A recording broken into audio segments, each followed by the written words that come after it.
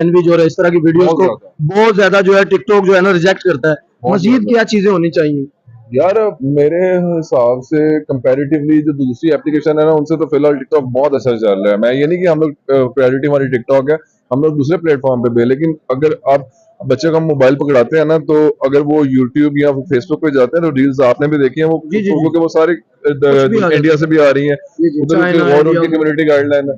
तो टिकटॉक अभी तक ना सबसे वैसे भी सबसे सेफर ये टिकटॉक ही चल रहा है यहाँ पे।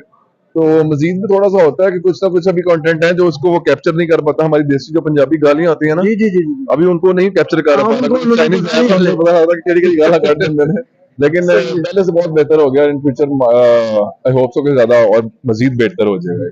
मुनीर मेरे साथ थे, अपने ख्यालात का इजहार कर रहे थे, और भी हम लोगों से बार बार ये जानते रहेंगे। टिकटॉक के आज के इवेंट का जो मकसद है वो इस बात से तो आपको वाज़ेह हो रहा है कि सेफर टुगेदर आज का जो है वो हैशटैग है, उस पर मजीद भी लोगों से बात करेंगे।